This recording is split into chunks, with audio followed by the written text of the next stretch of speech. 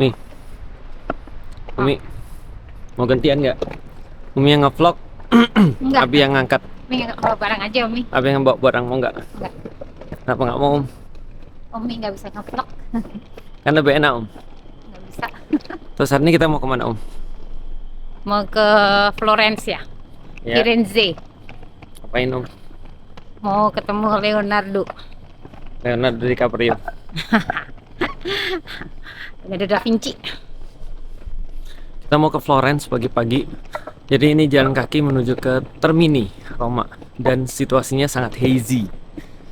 Sangat-sangat berkabut. Dan ini porter saya nih. Lagi ngangkatin Biasa kan? ngangkatin tas. Lihat situasinya. Tuh. Very hazy, sangat-sangat berkabut. Lihat ini kayak kita ada di atas awan, lihat Wow. Umi bisa gambarkan situasi saat ini? Keren banget sih, Bi. Tuh, Apa? kabut. Di sini itu sesuatu sih bagus sih.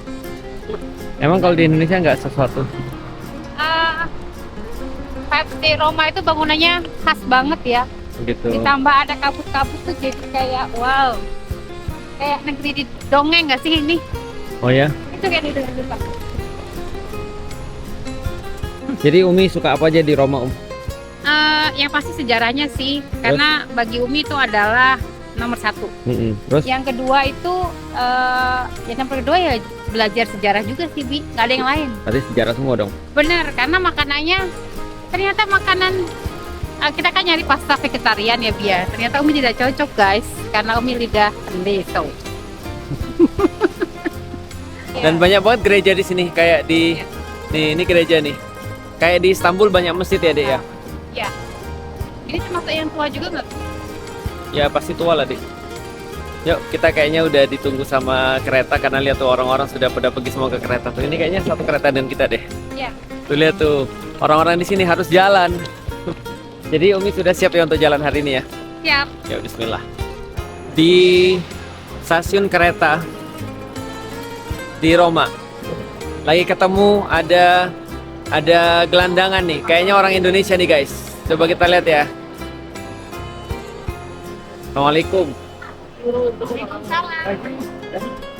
Ibu mau kemana, Bu? Mau ke Firenze. Kok duduknya di bawah, Bu? Ya, menyedihkan ya. Iya, kenapa, Bu? Itu lagi nunggu masuk ke dalam. Oh, ini nggak ada tempat duduk, Bu? Nggak ada sama sekali. Itu nggak ada. Semuanya duduk di lantai. Umi, Hmm. pekerja di sini baik-baik ya, Om? Iya bener, ramah banget. Nggak seperti di Turki ya? Iya, bener, jauh sih. Kalau di Turki emang gimana? Di Turki itu kayak ini ya. Kemarin itu di Hagia Sophia kita lagi sholat, baru selesai doa, langsung disuruh pergi. Nah kemarin di Vatikan, Malah disuruh ikut misa kita. kita kan berkunjung doang. Dipersilahkan dengan ramah gitu, kayak orang Jawa ya. Oh gitu ya? Terus kita disuruh ikut misa dong, gitu. Kenapa Umi nggak mau ikut misa? Waduh, bahaya itu. Kalau Umi ikut misa pasti Mami senang. Aduh, Ya nggak, Dek? iya benar sekali. Itu doanya mami ya. Jadi tempat ini, guys, sibuk banget, guys. Setiap 2 menit ada kereta yang keluar masuk. Ya karena memang sesibuk itu sih Roma ya. Wow. Hari ini kita mau ke Firenze. Balik lagi kita jelasin.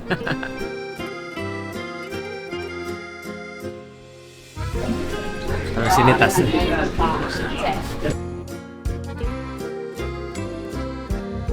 Ketiduran sebentar.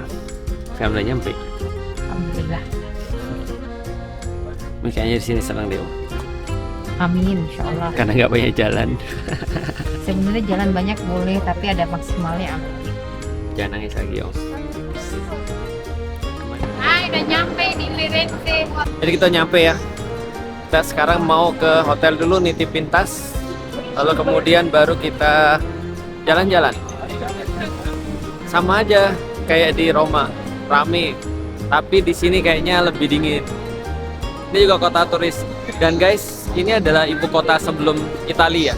Ibu kota sebelum Roma ya. di Italia? Mana Om? Mau ke hotel, kata Api deket. Nanti kita lihat ya, Oke. seberapa deket. Umi, Ya, tahu nggak tadi namanya apa? yang mana? Stasiun? Eh, stasiun Termini. Salah. Apa? Santa Maria Novella. Siapa itu, Bi? Santa Maria Novella. Ya, Bunda Maria lah. Oh, namanya. Itu nama katedralnya juga. Iya ya. Heeh. Di sini benar-benar ini banget, Ya, kental banget nama itu. ya. Kalau Abi bilang ini sudah nyampe, Umi percaya nggak? Percaya, Hah? percaya, Percaya nggak? percaya. Itu hotel kita tuh. Yang mana? Yang mana? Ini di depan ini. Wow, dekat sekali. Dekat nggak Om? Seneng Api nggak Om? terbaik.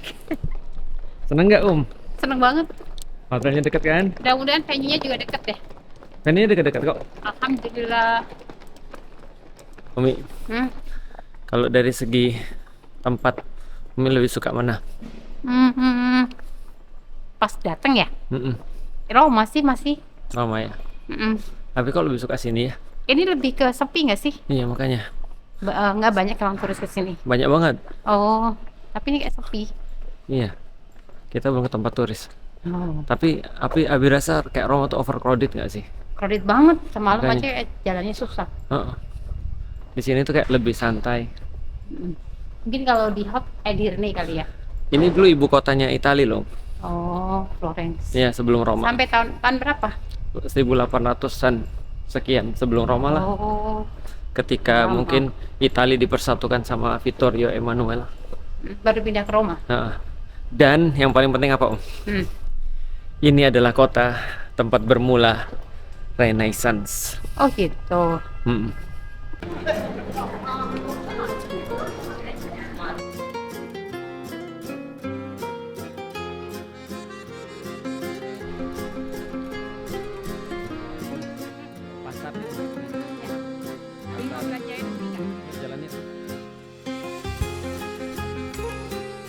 Bukan selera Abi juga deh ini deh.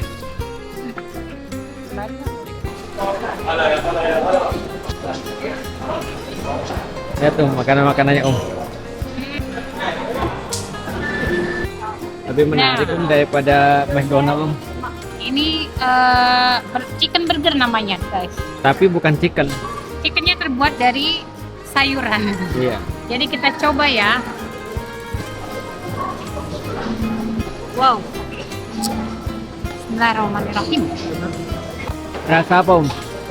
Berasa apa? Berasa burger. Salah. Berasa mahal. Jadi kalau di sini ya harus rajin-rajin nyari yang vegan. Nyari kayak apa ya? Kayak susu yang vegan. Lalu kemudian makanan yang vegan.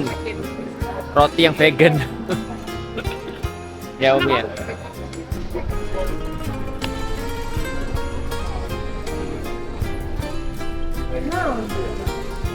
Jadi fix nggak Om? Hah? Jadi fix nggak? Fix apa? Lebih enak di sini. Enak sini sih dibandingin di Roma. Kenapa? Deket hotelnya, kemudian deket venue. Tapi kalau untuk sejarah tetap Roma sih. Sebenarnya dekat hotel itu tergantung duit sih Om. Iya sih. Emang Kalau- di sini kenapa, Bi? Bisa Kalau deket? ada duit ya deket. Oh. Emang sini murah, Bi?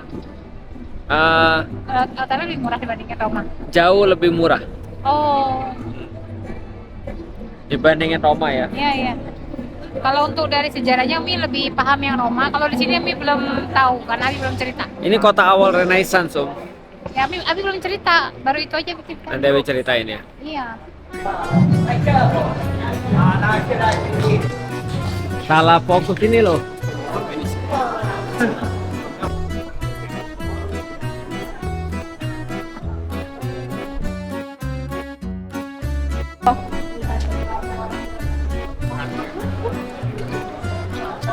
Om, ini jembatan ya Om? Iya, Jembatan apa Om? jembatan Firenze. Nggak tahu Mi. Ponte Vecchio. Mas Medina.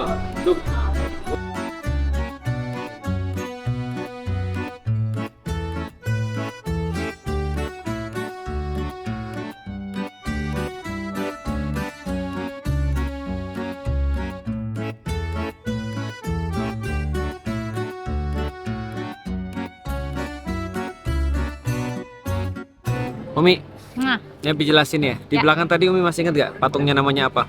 susah namanya. Hah? Dante Alighieri.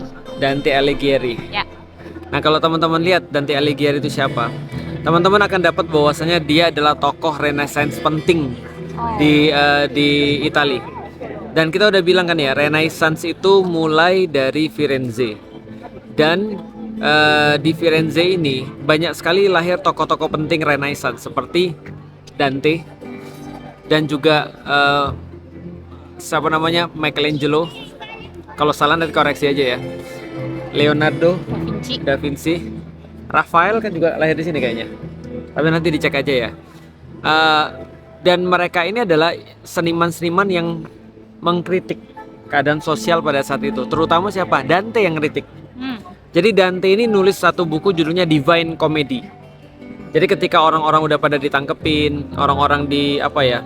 Jadi mungkin politisi-politisi udah pada ditangkepin, dan dia dulu adalah orang yang bekerja untuk pemerintahan kota Firenze. Dan kita tahu Firenze ini kan dulu termasuk kota penting banget ya di Italia. Dan ketika dia menyaksikan banyak sekali korup, lalu kemudian banyak sekali problematika di negara, dia mulai menulis kritik-kritik. Nah, salah satunya buku yang sangat terkenal judulnya Divine Comedy. Ada 3 bab. Ya. Satu Inferno, artinya neraka. Yang kedua Purgatory, artinya penyucian. Yang ketiga itu adalah apa ya? Artinya surga kalau nggak salah. Tapi Abi lupa. Paradiso, artinya surga. Jadi ada Inferno, Purgatory sama Paradiso. Jadi orang-orang yang jadi dia ngeritik orang kayak gini deh, seolah-olah ya. Kondisi sosial pada saat itu tuh parah. Jadi dia kritik siapa-siapa aja yang masuk neraka. Nah, dan kritik yang paling parah dia tujukan pada siapa? Politisi. Bukan, gereja. Oh. Salah satu kritik yang paling parah dia tujukan pada gereja dan orang-orang yang bertindak atas nama agama. Dan agama itu pada saat itu benar-benar kolot dan membuat akhirnya sains itu nggak jalan. Dan sebelum itu sebenarnya wabah Black Death itu banyak sekali kena. Jadi wabah Black Death banyak sekali kena, orang-orang pada mati. Dan gara-gara itu orang banyak protes, kenapa kita nggak bisa maju dalam kesehatan, dalam politik, dalam ekonomi, dalam seni dan segala macam. Salah satu penghalang itu adalah gereja. Kebalikan Islam dong. Iya, Berarti. makanya. Jadi kalau Islam membangkitkan umat dan ngajak orang berpikir kritis, malah di waktu itu di abad ke-8 itu justru yang terjadi sebaliknya. Maka karena abad ke-8 itulah namanya gerakannya Renaissance. Renaissance saya abad pencerahan dari kegelapan. Nah, salah satu tokohnya adalah Dante. Dan Dante juga mention orang-orang Muslim di Inferno itu. Mention. Oh. Jadi di Inferno itu di apa ya? Semacam kayak lapisan pertama daripada neraka itu namanya limbo. Limbo ini adalah orang-orang yang belum dibaptis dan orang-orang yang dalam tanda kutip apa ya, beragama tapi dalam pandangan dia nggak bagus. Oh. Yang masuk limbo itu siapa? Salahuddin. Oh, dia nyebut ya? Iya, dia nyebut Salahuddin dalam bukunya, dia nyebut Ibnu Sina dalam bukunya, dia nyebut Ibnu Rus dalam bukunya. Artinya dia sangat mungkin bersentuhan dengan literasi Islam. Dan dia gambarin bahwasanya neraka itu ada 9 lapis. Nah, pertanyaan Abi adalah dari mana dia tahu neraka itu ada lapisan-lapisan? Karena setahu Abi di literatur Kristen pada saat itu nggak ada lapisan-lapisan neraka. Yang ada lapisan-lapisan neraka hanyalah orang Muslim. Islam. Dan ada beberapa teori mengatakan bahwasanya dia sangat terpengaruh dengan beberapa karya yang menggambarkan Mi'raj Nabi Muhammad. Jadi ketika Nabi Muhammad Mi'raj, Nabi Muhammad kan ngelihat neraka. Ya. Nabi Muhammad ngelihat surga. Nabi Muhammad ngelihat orang-orang yang disiksa dan segala macam. Dan lewat karya Divine Comedy itu akhirnya orang banyak sadar. Dan akhirnya mau untuk terlibat dalam Renaissance. Jadi itu kira-kira. Sekarang udah ngerti kan kenapa kota ini penting? Florence, karena ya pemikir-pemikir banyak dari sini. Dan ada beberapa literasi juga bahwasanya Renaissance itu banyak terpengaruh karena waktu itu teks-teks dalam bahasa Arab dan teks-teks dalam bahasa Latin. Jadi filosofi Yunani, Romawi itu bangkit lagi di zaman ini. Nah, jadi itu yang mempengaruhi Renaissance. Nah, itu ceritanya tuh. Kenapa ada patung itu Dante Alighieri? Berarti ini sekitar tahun setelah Al-Fatih ya? Belum, sebelum Al-Fatih. Sebelum Al-Fatih. Sebelum Al-Fatih. Dante itu hidup dari tahun 1200-an Oh. pertengahan sampai 1300-an awal. Iya, iya, iya, iya. Dan iya, akhirnya iya, dia iya. dipersekusi, nggak bisa balik lagi ke kota Firenze. Ah, ah, ah. Gara-gara tadi. Nah, persekusinya tadi terjadi di mana? Di tempat yang kita kunjungi tadi. Persekusinya di lapangan itu tadi di tempat ada pertunjukan. Kita tadi pergi kan ke Piazza Vecchio. Piazza Di sinilah Vecchio. intinya ya Ya, persekusinya. Ya. persekusi dia nggak boleh balik lagi di kota ini, jadi tahanan politik sampai mati. Oh. Nah, jadi artinya adalah apa? Orang yang punya ide itu pasti punya bukan resiko, ya benar. Pasti punya resiko. Kira-kira gitu. Gimana tuh? Ya. Udah mulai ngerti tentang Udah Renaissance ya? mulai. Oke, kita Yang lanjut penting jalan lagi. timelinenya lebih diperkuat. Iya, jadi artinya ya mungkin Renaissance di seluruh Eropa ya terpengaruh memang karena salah satunya ya Muhammad Al-Fatih juga sih. Karena Abi baca juga ada beberapa apa ya. Jadi banyak orang yang lari dari Bizantium ketika sudah mau dibebaskan sama Muhammad Al-Fatih, yaitu perginya ke Italia, ke Eropa. Dan makanya banyak sekali orang-orang yang sini terus kemudian muncul. Dan Firenze ini menjadi kota perdagangan, sehingga banyak sekali di museum-museum terdapat kayak ini kan pedagang kain ya. Banyak juga orang-orang yang kayak di museum-museum itu banyak karya-karya yang masih ada tulisan-tulisan Arabnya. Karena tulisan Arab waktu itu terkenal banget, menggambarkan advance, menggambarkan ketinggian. Sekarang coba lihat Arab kayak apa. Iya. Jadi tadi Umi Terbelakang. ngomong apa yang menarik ya, bahwa ya kita lihat orang-orang Muslim sekarang malah kita lihat terbelakang dibandingkan orang-orang Eropa. Kenapa? Ya karena mereka Mesir, mau. Mesir. Yang tadi di Mesir. Ya, Umi bilang Mesir tuh kayak apa? Terbelakang banget. Padahal kan dulu pada masa peradaban Mesir kan itu iya. menjadi pionir ya. Iya, betul. Peradaban. Tapi sekarang gini, orang Romawi itu banyak ngambil obelisk dari Mesir. Itu tandanya bahwa itu adalah kemajuan peradaban di situ. Dan mereka Iya. banyak niru obelisk. Jadi ingat ya, niru itu adalah tanda bahwasanya mereka tuh inferior. Iya. Romawi dulu niru obelisknya Mesir. Tapi sekarang Mesir setelah diambil Islam ya. Aduh, Jadi ibaratnya gini, panas banget. jangan merasa heran atau jangan merasa jangan merasa kayak sakit hati ketika dikatakan bahwa jangan sampai kita mikir kenapa sih jangan aneh kalau ada orang mikir kenapa sih ketika diambil Islam malah Mesir itu jadi hancur. Padahal sebelum diambil Islam malah jaya gitu. Ya karena kitanya sebenarnya bukan Islamnya. Islam justru majuin Mesir dulu, tapi ya ketika orang-orangnya sudah kayak meninggalkan tradisi berpikir kritis, tradisi ilmu, ya jadinya kayak begini. Ya sama kayak Eropa, sebelum ada orang-orang kayak Dante, ketika agama itu mengendalikan negara, ya jadinya jumut karena yang boleh bicara sains cuma para rahib gitu maksudnya. Yang boleh bicara sains hanya orang-orang tertentu. Makanya ketika para politisi udah nggak bisa ngomong, akhirnya ya para seniman yang akhirnya ngobrol tentang kebangkitan itu ya. Nah, itu Renaissance. Ya. Kayak Galata nih sebenarnya.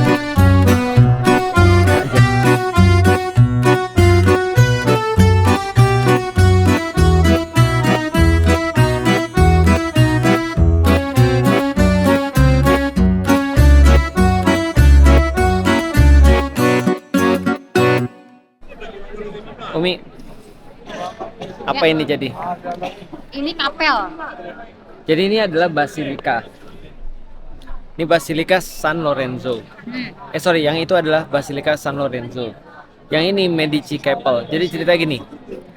Dulu ada keluarga yang sangat kaya, namanya keluarga Medici. Keluarga Medici ini saking kayanya mempengaruhi banget politik-politik yang ada di kota Firenze. Termasuk antara pengaruhnya yang besar adalah mereka mendanai para seniman dan para politisi serta para filsuf serta pemikir. Termasuk diantaranya ya, ini kan berturut-turut ya, bergenerasi-generasi ya. Brunelleschi itu yang desain Basilika San Lorenzo. Lalu dia membiayai lagi Leonardo da Vinci, Wow. Botticelli, Botticelli itu kayak apa ya? sampai seorang seniman, sampai Galileo Galilei. Wow. Galileo itu di sini. Ya. Wow. Jadi di semua dibiayai keluarga Medici. Artinya dalam setiap perjuangan tuh kita perlu uang, Iya. Dan uang itu yang nanggung siapa, Yang menanggungnya yang punya duit. Yang punya duit. Ya. Berarti itulah kenapa Allah bilang di dalam Al-Quran jihad itu ada dua, yaitu adalah dengan uang dan dengan Jiwa. jiwa. Artinya perjuangan dia harus pakai duit. Pertanyaannya, siapa yang diamanahin duit itu yang bisa menolong? Karena tidak semua orang yang diamanahin perjuangan seperti kayak semangat, akal, pikiran itu punya uang. Dan nggak semua orang yang punya uang itu punya semangat dan pikiran. Nah, jadi kita perlu kolaborasi nih. Siapa tahu kita jadi punya keluarga Medici yang siap untuk menanggung dakwah. Rasulullah punya keluarga Abdurrahman, Rasulullah punya keluarga Utsman bin Affan. Para pemikir Renaissance punya keluarga Medici. Nah, jadi itu kenapa kita kesini. Iya. Kita mau mencari Medici di Indonesia. Atau Umi yang jadi keluarga Medici. Amin. Seperti Khadijah yang mensupport Rasulullah. Tapi itu terbatas. Iya, yuk bismillah. Nih, keluarga Medici ditunggu nih. Ya. Umi, Tadi. Hah? udah ya kita pulang ya. Yuk, Pi. Nanti malam mau keluar lagi nggak Om? Insya Allah lihat sikon. Mau kemana Om? Nyari tempat-tempat romantis. Apa tuh Om? Tempat romantis apa Om? Tempat remah-remah. Apa tuh Om? Ya kalau di sini kan kalau malam kan bagus ya. Remang-remang tuh apa kafe ya? Banyak lampu-lampunya gitu. Ya ini kafe banyak nih. Iya.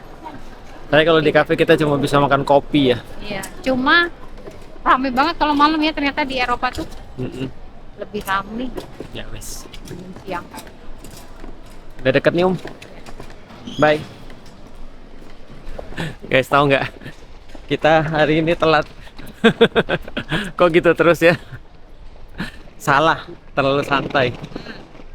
Mudah-mudahan ya Om. Ayo Omi. Ayo.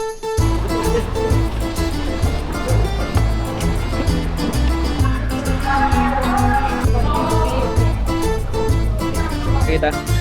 Insya Allah enggak lah ya. Alhamdulillah ternyata kita masih nggak telat, alhamdulillah. Dan kita ngeliatin orang-orang makan di stasiun nih. Makanya hampir berdiri nih kalau orang Itali. Jadi kalau orang Itali pesan kopi take away itu aneh. Tapi kalau pesan kopinya di sini langsung dimakan di sini. Dan pilihan yang aman di sini adalah espresso. Tuh lihat. Orang pada makan tuh, lihat tuh. Tuh, ya kan? Om, menarik ya makanan sini Om. Iya, Cuma nggak bisa dimakan ya. benar. Mana mau Tapi sini dapat lagi Om? ini Apa itu? croissant vegan. Croissant vegan ya Om. Lumayan lah ya. Yuk Om, kita ambil. Oke.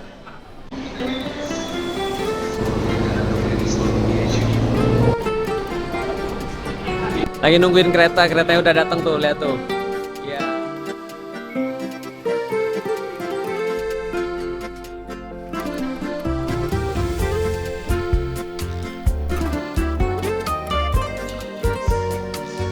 Lapar ya?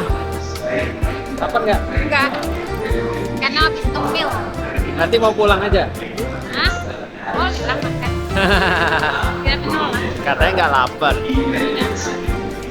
Oke.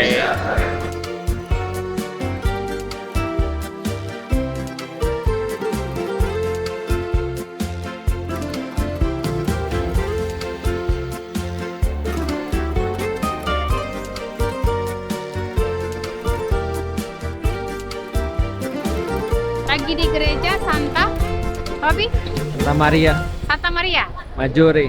Bajore. Rame banget. Jadi Om, tau nggak kenapa ini rame? Kenapa? Jadi gini ya, ini tuh tahun 2025. Kalau bagi orang kesini kayak tahun pertobatan. Setiap 25 tahun sekali. Oh. Setiap 25 tahun sekali mereka buka pintu itu tuh, pintu ada Porta Santa, pintu suci. Nah itu dibuka untuk dikunjungin orang yang melewatin, kira-kira ya mereka bisa bertobat lah. Pintu pertobatan. Perlambangan tobat. Oh. Kalau kita tinggal sholat tobat, ya kan ya.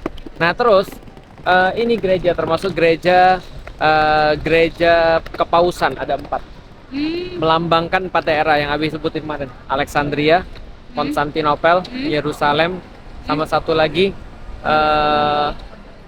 Antakya. Antakya. Ya. Oh ini yang Romanya berarti? Ini Santa Maria Maggiore, nggak tahu nih. Nanti coba kita cek. Ya. Pokoknya melambangkan 4 itu. Oh iya.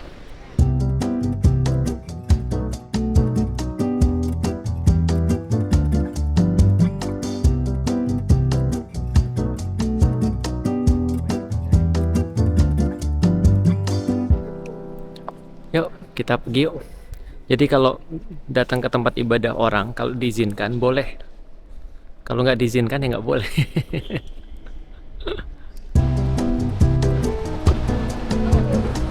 Pas banget ya, Pi.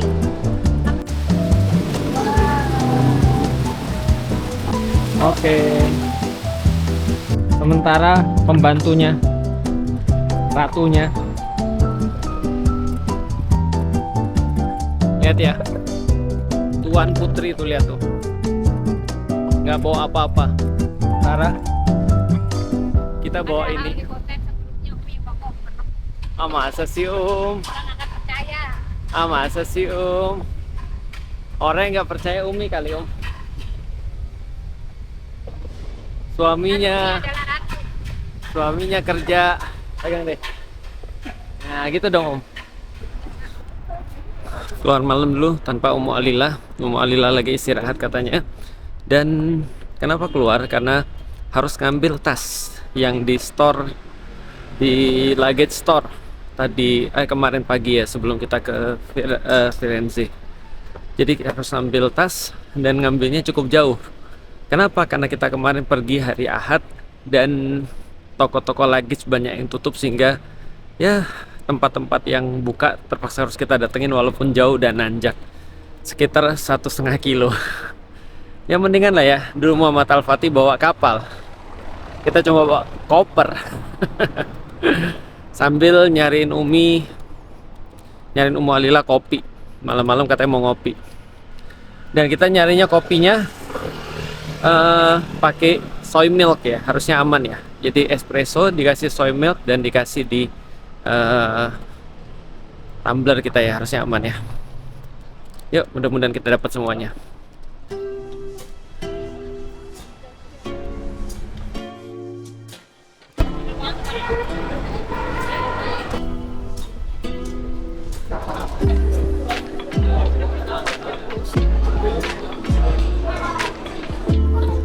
Itu Roma di waktu malam. Jadi kebanyakan kota-kota di Eropa ataupun kota-kota di Turki itu memang ya lebih indah pada waktu malam. Ya, misalnya contoh nih Pantheon, keren banget ya. Orang-orang masih ada di sini. Dan kemarin pas lagi malam minggu rame banget pas weekend. Nah ini lumayan sih, nggak terlalu rame, tapi ya tetap rame sih dalam ukuran orang Indonesia ya. Yuk mau lihat-lihat. Kita rencananya di sini mau cari kopi.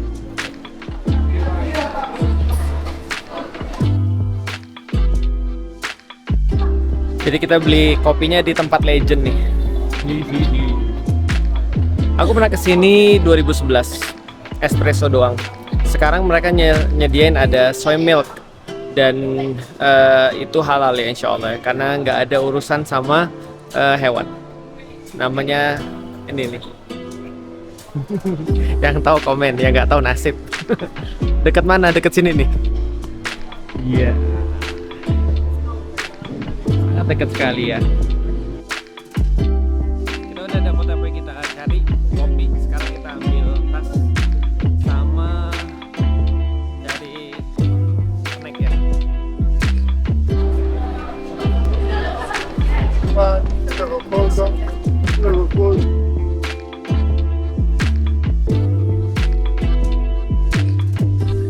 Jadi hari ini kita mau check out dan pergi dari kota Roma. Ya. Gimana Suka sih. Suka ya? Dan Walaupun ada sedihnya, tersisa sedih di situ. apa? Karena nggak bisa makan. Iya benar. Dan ini kita pakai kamera ini, udahan dulu, nanti kita pakai kamera lain yang lebih kecil lagi. Dan ini kita simpen ya, Oke. supaya nggak merepotkan ketika jalan. Yuk, Oke. dadah.